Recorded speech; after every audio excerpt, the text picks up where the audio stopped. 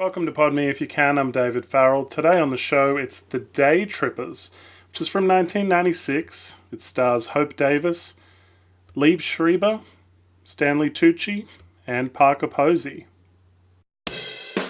Pardon Me If You Can, movie reviews. Eliza, Hope Davis, discovers a love letter when she's picking up after her husband. She has no idea who her husband, Lewis, played by Stanley Tucci, is planning on giving the note to. With the help of her family, they travel to the city to confront him face to face. So this film is loosey-goosey independent filmmaking at its best.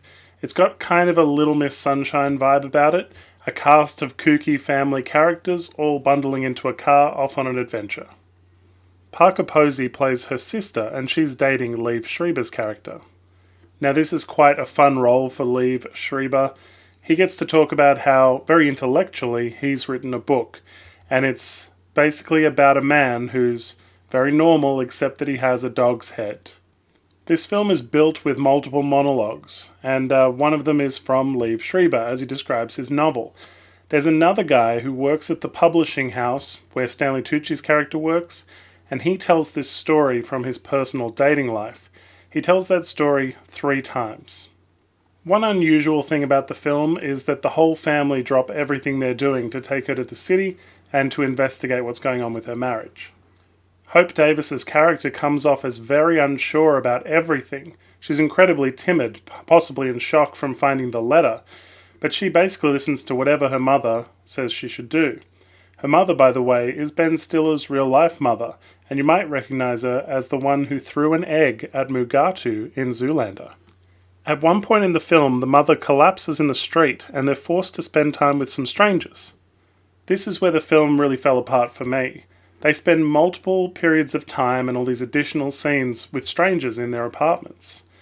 And it's unlikely that these strangers would let them in. Certainly it's a circumstance where she's collapsed and that one kind of pays off. But none of this works into the plot in any way. It's not meaningful, and it really feels like it's padding out the film.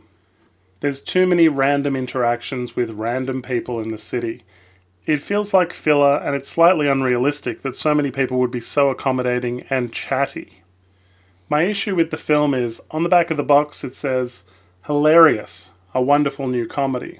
However, I found this entire thing laughless, and the fact that it plodded along the way it did, I was very bored. There's a few cameos in the film. The VP from House of Cards. Also, Marcia Gay Harden has a cameo an hour and 3 minutes into the film as a party guest. While the film is produced by Steven Soderbergh, it's handheld and very reliant on kind of this independent, in-the-street kind of filmmaking, so it's sort of run-and-gun stuff. Another misleading thing from the box is it says it runs 100 minutes, so 1 hour and 40 minutes. However, the runtime is actually 1 hour 23 minutes. And what's annoying about that is the first 3 minutes of the film is opening titles on white on black. And in the last 3 minutes of the film, also black and white titles scrolling. So you lose 6 minutes of this runtime. It's really 1 hour and 17 minutes on the screen. I was worried that the whole film would be a misunderstanding. The whole time that they're just traveling along, they want to know about this love letter, and if for some reason it could be explained, like it's a note from a book that he's publishing, then the whole film would have been a waste of time. But spoiler alert, I just want to talk about the very end of this film. If you intend on seeing The Daytrippers, don't listen any further. At the end of the film, we find out Stanley Tucci's character, Lewis, the husband, is possibly gay. He's been seeing a man in the city, and they catch him kissing the man on a rooftop.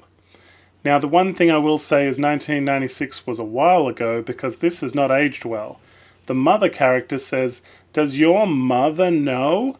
And they get really homophobic about it, and they're disgusted by this fact. They almost could have forgiven if he'd been sleeping with a woman, but it feels as if, because it's a man, he's now an outcast to this family. It's not about the affair, it's about what he's doing. Also, there's a moment within this fight scene where I'm sure Stanley Tucci was about to run into the camera, and he quickly turned to avoid it. It feels like a very unnatural movement. As always, the charm of watching this film was seeing the early performances from some of these actors. Honestly, the film, I could take it or leave it. It wasn't a big wow ending. It wasn't sort of It didn't win us over in the end, and there was a lot of padding all in between. So the Daytrippers was fine, but it felt like it needed a B plot.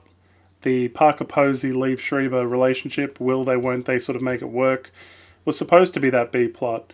But it wasn't as strong as it could have been. The parents were a bit average. I felt like everybody dropped everything and nobody complained about it. And these random people really padded out and ruined the film for me. Thanks for watching. If you like what you see, please hit the subscribe button. Like us on Facebook and follow us on Twitter. Check out our podcast at www.podmeifyoucan.com. Pod Me If You Can is brought to you by The Glove by Australian author David Farrell. Head to facebook.com/theglovebook for more information.